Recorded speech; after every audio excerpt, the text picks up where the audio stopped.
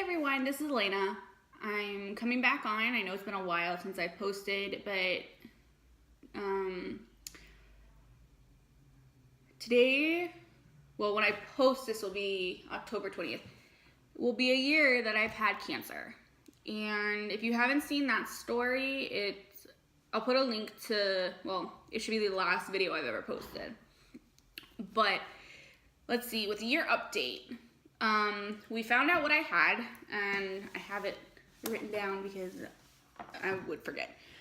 So I have CML, which is chronic myeloid leukemia, and which is a cancer of the white blood cells, which kind of contributes to when I first was diagnosed, I had such a high count. Like an average person's like white count should be like 5,000 or actually less than that sometimes. Mine had spiked to when I was admitted to the hospital was 94,000.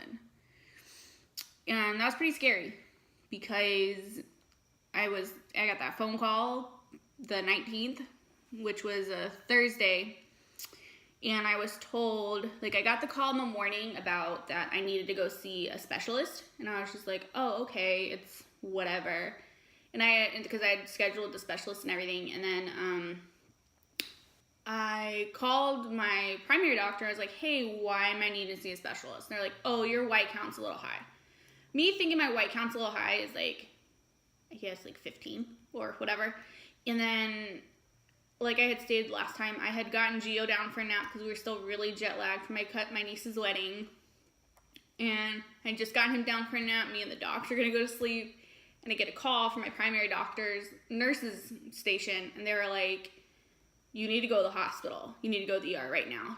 Check in and tell them that you were sent there by Dr. Mecca and you're to see Dr. Kumar. Last time I had to check into the ER, I was having my son. And that was kind of weird for me because I was just like, oh, okay, that's fine. I'll go check in. I was kind of irritated because I didn't want to go. Who wants to go to the hospital? So I called my mother-in-law, and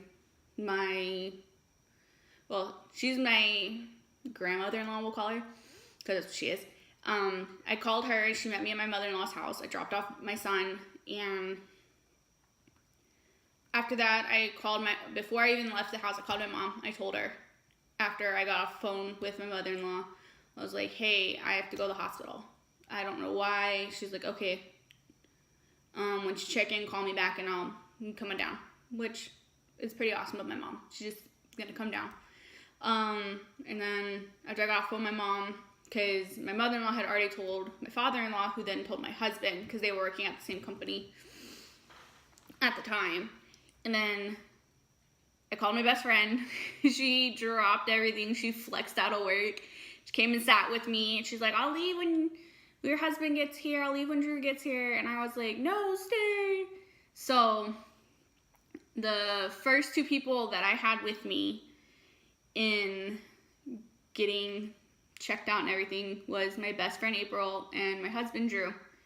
I still remember thinking, oh, they're going to tell me whatever. It's just going to be something simple. And then I can just go home. I can do what I want to do and be with my kid and I'll be good. So that's what I had been thinking the whole time until they're like, oh, we're admitting you into a room. And then that's when I think it kind of hit me that like there was something actually wrong with me. And what's really stupid and funny at the same time is like, I'm like, oh, I have my appendixes. My appendix is the reason why my white count is so high. They're going to have to take my appendix out. Still this day, I don't know why I thought that, but that's what I thought. And then they were like, well, you, at midnight, because we didn't get admitted to a room till like 11:30 or 10:30 or something, because April had already left, because how the ER works, well, at least with our hospital, that I can only have two people with me. So because my mom was coming, since she was coming with me, April went home. She told her family and said, hey, Elena's in the hospital, just keep her in your prayers, which I greatly appreciate. Then my mom came and she stayed with me, and she actually, because at the time we really didn't have enough funds to pay for the upfront hospital stay. So my mom paid that for us, which I'm grateful for.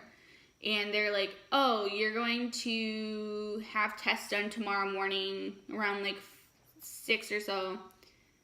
Well, at like 5, they said that another nurse will come in to get a blood draw from me. And I was just like, great. And I get poked again. Because I already had an IV in my hand, even though they were like, well, you want to do the IV in your arm? And I was like, no.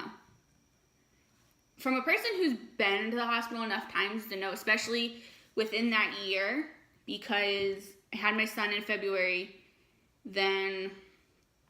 so I had to get poked and everything in February for that. Then there was his jaundice visit, so he kept getting poked. And then this visit, because before this visit, like that Tuesday when I went to the doctor to get my blood work done, they had to poke me then. And I'm a bleeder, which means don't have like any blood disease. Well, I do have blood cancer, but that's here nor there with why I say I'm a bleeder. Meaning once I get like blood drawn, like it takes maybe minutes to get like as many test tubes as I need. Except when I was pregnant, like that was the hardest part about my pregnancy, was when I would have to get my blood drawn. But I digress. So we were told that, so luckily my husband went to the Chick-fil-A that was in the hospital and just got us some food to eat. And then my mom stayed and my husband stayed, and thankfully my in-laws had my son so that he was safe, and not like they wouldn't have kept him safe or anything. So then Friday morning we wake up, I'm still in the same clothes I was in the night before. I had no clothes, I didn't pack a bag, because I just thought it was one of those things, you stay overnight, you're good, you're going home. But that was different, because my cancer doctor, Dr. Kumar, who came in to talk to me, like the first words that I can still remember very vividly from that day was, you have cancer. And those are the scariest words as like how old am I? I'm 28 now. As a 27-year-old can hear, is you have cancer. And in my head, it was like, what? And with finding that out, it was like, oh, and these are all the tests you have to get done. So that day I had a bone marrow biopsy. Then I had a stomach ultrasound. And then they did a cardiac ultrasound. So with the bone marrow thing, which I've had a person in our family, well, my family, who died of cancer at a very young age. He was 8. He had bone marrow tests and stuff. And I went through it, and I don't know how he did. Like, I don't know how that little body could have done it, because this big, huge person didn't want to do it. So what they do is they take you down to radiology, which I'm very familiar with. How many times I've been in the hospital because I've injured myself when I was younger. They take you down to radiology, and you have to go into like a CT machine. But with the CT machine, what they do is it's like a special machine, and I got some really nice drugs because I passed out when I had this done. Still had like an IV in my hand because I had to get like saline bags full of just liquid to flush all this stuff out. Because with the high levels of the cancer I had so it's pretty much my body, like my white cells were attacking themselves, so they were overdeveloping. And with overdeveloping cancer cells and white cells can cause severe kidney problems, and they didn't want that to happen, so they were flushing all those extra white cells out. And so that happened. I had the bone marrow biopsy. I honestly can't even remember the ultrasounds that I had done because I was in and out because of the medication I was given. My husband stayed with me the whole time. He was there from Thursday till we left that following Monday. And my mom stayed until Sunday because they had to go back home because my dad actually flew into Columbus from wherever he was working at, because he was going to fly home to Atlanta, because the thing was is we were supposed to go up that weekend to go see my parents, because my dad was actually coming home, because my dad works in Vegas and he just travels. So they stayed till Sunday, and my dad left Monday.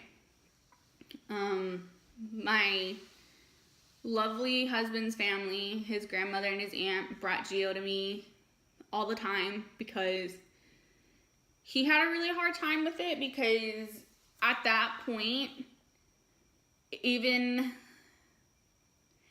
though he was still pretty young, he was 8 months when we found out that he had cancer. He'd always been with me. He always slept with me. Like, when we go to my mom's house, he slept. He knew I was in the next room. Most of the time, he was in the same room as me. He had really never spent the night away from me, and that was hard for me, because that was one thing that I didn't want to deal with. I wanted my son. So with all that, at that point, we didn't know what I had. So when I made the video last year, I didn't really know what CML was. And so I actually, you can go to Wikipedia if you really want to be that interested in it. But, I'm just going to drag this over here. So what it says is it's a cancer, which is the cancer of the white blood cells. It's a form of leukemia characterized by the increase in unregulated growth of myeloid cells in the bone marrow and the accumulation of cells in the blood. So that's pretty much how I knew I had it. So with the update, I'm in, as my doctor says, I have like 4 remission stages I have to hit. I've hit my blood remission, meaning my white counts have leveled out. The next one we're trying to get knocked out is, I don't know the technical word for it because I don't ever remember it. All I remember is the doctor telling me it's my genetic test. And that went down significantly. So so when I first started, it was at 100.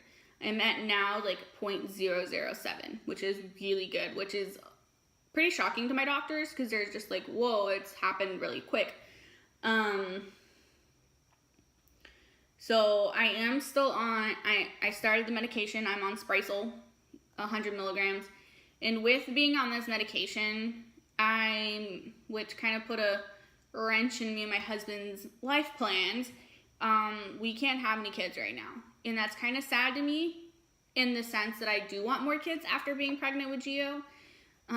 But it's one thing we can work through. We have, nowadays, there's so many other alternatives we can do with it, so it's not as scary. It's just one of those things where it's like pretty nerve-wracking to think about, because I would say halfway through my treatment, I got a pretty big scare, and it was just my body's way of dealing with stuff. Actually, I had a scare that I was pregnant, and I had to like rush to the lab to get blood work done. And I love the phlebotomist that I deal with now every 3 months that I deal with, because how it works is I go the week before, I get my blood drawn, and then the following week I go see my doctor, because they want all the results and everything prior to coming into the appointment. And he was like, oh, you're pregnant. So not only did I do like this little TMI, I do a pee test and I do a blood test at their office, and then I did a pee and blood at my OBs, because I called them. I was like, is it possible that there's a false positive on the blood test? Because most people know that like the pee test is kind of like, okay, you can be pregnant, but the blood tests are usually the ones that are very like crisp, clean, you're pregnant, you're not pregnant. Because you can get false positives in the urine tests. So we went and did that, and for some reason my body was giving off high numbers of the pregnancy hormone, which I wasn't pregnant. I knew I wasn't pregnant because I had seen my OB the week before, because I changed from being on the pill to a Mirena, which I'm so grateful for having my cancer, because it's a good indication that 5 years I'm not having any kids and stuff like that. And before you can get your IUD implanted, you have to do a pregnancy test. And when I went in, I wasn't pregnant, so it'd be kind of weird to be pregnant after I got the IUD in. But so I'm still on the Sprycel, I'm still on the medication route, but luckily that's the only cancer pill I have to take. I'm so thankful that it's only medication I have to take. I don't have to have chemo. It is a form of chemo, but not really, because I don't have a port. I don't have to go in for treatment. I have went from every other month seeing my doctor. I only see them now every 3 months, which is really good because of how well my system is reacting to the medication and the medication, and how my body is fighting this off and everything. With how I was when I first found out until now, I'm not as tired, just because, Gio's more active and I can't really be tired. I'm tired at night. My sleeping has been kind of thrown with this medication and this stuff, because I'll sleep for a good 5 hours and then I'm up. And it's kind of annoying when your husband goes to work at 6 in the morning and your kid doesn't wake up till 8. Well, no, I can't even say he wakes up at 8. He wakes up at 9. He's a late sleeper.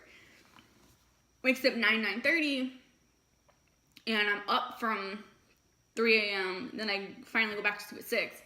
But then I have to wake up in 3 more hours for my kid. So that's kind of like the only thing I have still is tiredness. But with being at home more, because I just am not working. Being at home, I get to, when he goes down for his nap, if I'm tired enough, I can go take a nap myself. Or what I've been doing, I just relax.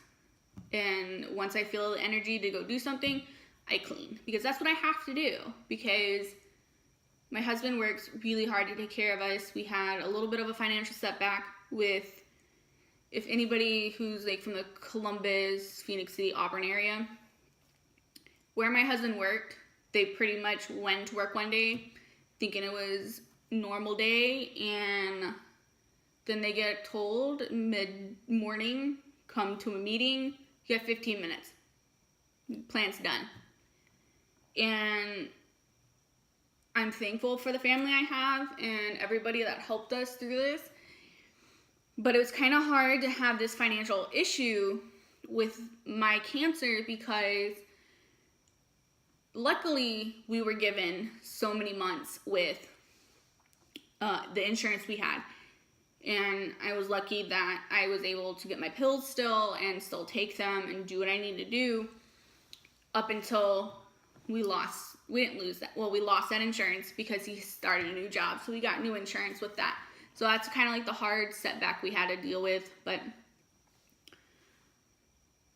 it's okay now. It was hard to deal with that, with me not working and stuff like that. It's just one of those things where it's just, when you can't physically do anything about the situation and you see stuff like that going on. So that happened. I've been working my butt off trying to get my business off the ground. I still make the leukemia stickers along with doing other cancers. Like, if, say, a friend of mine says, hey, my aunt had breast cancer. My aunt is a fighter. And this year, I did, during my parents' wedding anniversary, we did the Relay for Life. And I'm so thankful for my church family that still cares about my family, which is very appreciative, because, give a shout out right here, is Rayanne Holwinski actually got me a torch, which I broke down in tears, because I didn't realize other people saw how much I've gone through with this, and that I just try to do everything I can to, like, bring awareness to what I have. Because you can look at me, because I don't have a port. I didn't lose my hair. I don't have any of the characteristics of a person who has cancer. Because I like to say my cancer is more invisible than anything else. I'm not saying about the invisible diseases that are around, but I kind of have that because I look fine. I look like a normal person. I mean, I still can go get my hair done. I can still get tattoos. I can do everything I want to do. But the ramifications of me doing the Relay for Life walk, for me going to walk around Market Day with my husband and my son and my best friends, me doing anything, even walking through an airport, is something that is a struggle. Because when I do a lot of walking, a lot of movement, my body hurts. Like, I say this, and I'll say this till the day I'm done with this cancer. The reason I get up every single day is because of my son. Because if I didn't get up, no one is home with me. It's just me, my son, and my dogs. I'm not lucky to have like Peter Pan's nanny dog. And I'm not lucky enough that my son's older. He's almost 2. And with that being said, it's like I have to get up. But it's like I can't do all the things I want to do. We live in a neighborhood that has a park, which I could walk him down to the park every day if I wanted to. But the thing is, I can't be out in the sun. Even during the winter when we all know you can still get a sunburn during the winter, but it's colder. I can't be out in the sun because I overheat quickly. I can't walk long distances because my knees swell up, my ankles swell up. So that's like the not one bad thing. I mean, cancer is bad in general. But the things that are harder for me, because I love walking Market Day with my husband. And now that my son's walking, it's like I love seeing him walk. But it's like I have to stop. Or the next day, I'm pretty much can't do a lot of stuff. I hurt. I ache. And the only like side effects I've had with the medication is I get these like random bumps on my arms, which I'm used to having bumps like up here. But now it's like here, and it's starting to affect like me wearing my Fitbit and stuff. So that's one downfall with it. Back to the Relay for Life. We walked the Relay for Life. I walked the Survivors Walk with my mom because like everybody says, you're not dead yet. So I'm surviving. Then I did the Caregiver Walk with my dad because my dad walked in place of my husband because certain if he had to work and he couldn't make it to Relay for Life. And then I walked with, I call her my child, even though I did not give birth to her. But this little girl, she's not even a little girl, she's a freaking teenager. And she's driving, so that's even scarier for me. But this young adult that I saw grow up from a little bratty kid, who's still bratty, a teen. But I walked with her during the Silent Walk, which is for everybody that lost their battle with any type of cancer. So I did that with my mom and dad. My husband came the next day. And it was a time that I wish I had Drew there with me because that was something I know this year he will be with us, and I think he'll actually take a couple days off to do it, which I'm actually really proud of. And with that, I did actually make some shirts for everybody, and I'll like insert the pictures like at the end of the video of all the stuff that I've made that people have actually like used for that pertains to my cancer. But I made shirts that says like for Gio it says my mom, and it has the big like my ribbon is orange, which also goes with muscular, like I think MS or something, I can't remember, but and it says is a fighter. And I did I made shirts for my mom, my dad, my best friend April, my best friend Matthias, and Drew, and myself. And it was so amazing to see my friends and my husband and even my parents and my son. Any shirt I make him, I'm always proud of. But with everybody else wearing it with such pride and such love for me, made me like really appreciate it. And also I got to go to, for my mom's work, we got to go to a survivor's dinner, which is pretty awesome to do. So that's pretty much been what's been going on update wise. And I'm still here. I actually took the plunge and I chopped my hair off. If you remember the last video, I had like a big messy bun. That's like whatever I wore my hair in for the longest time. I actually decided, because my best friend April has the same haircut as I do, and I love it. And so I've been debating doing it because I always loved my long hair. Well, wasn't even really long. My hair being longer than shoulder length. But I was like, you know what? I'm going to rock this short hair until I go into remission. And then I'm also not dyeing it anymore. So this might be the last time we see purple for a long time. But I'm actually going to keep getting it done and everything. It's actually just like with a big piece like this. It's like actually shaved right here. And I have it cut and everything. And it's just long on this side. And I really love it because it's really exciting to have like a different hairstyle. And it's amazing how many people actually say they like my hair like this, which is kind of funny to me because the person that was surprised the most that liked my hair was my mom, who always loves my hair long. And I think what I'm going to do is I'm going to keep this style, but I might have this longer and just keep this like short like it is. But that, I'm starting my Cricut business, meaning I've just started, besides stickers and doing custom shirts, I also do like reusable green bags. Reusable green bags that you can make with like any type of fabric.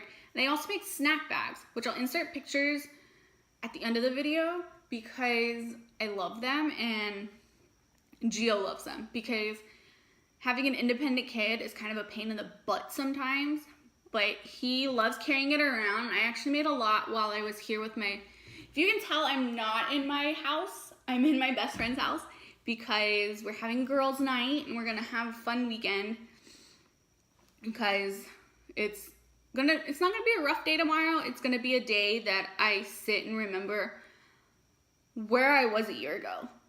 A year ago, I was in a hospital, hooked up to an IV, and getting woken up like every like hour or so to get my blood drawn, and my blood pressure taken, my pulse checked, and having to like let my husband sleep because he'd been up with me all day. And he let him sleep, and I would have to unplug my machine and walk myself to the bathroom, hoping that no one was gonna come through the door because I can't close the door because I have a machine stuck to me.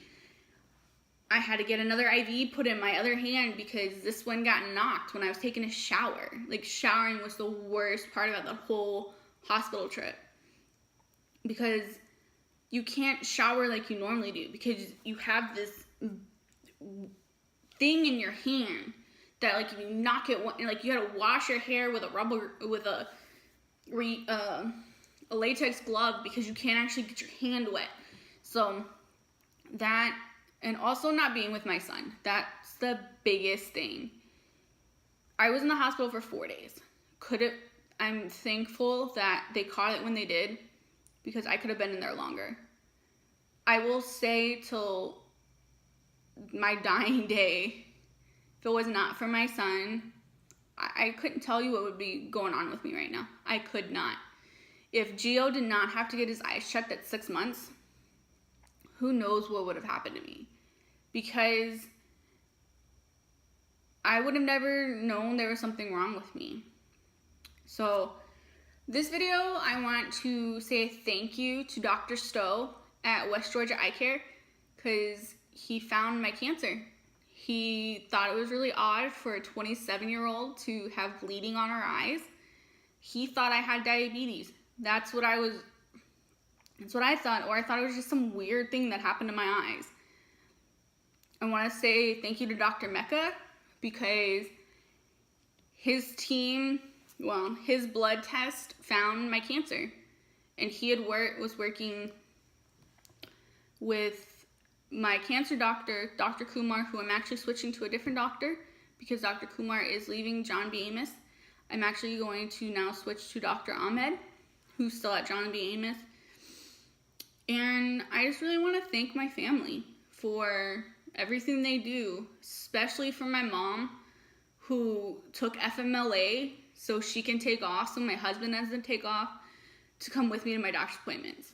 She watches Geo while I go get my blood drawn.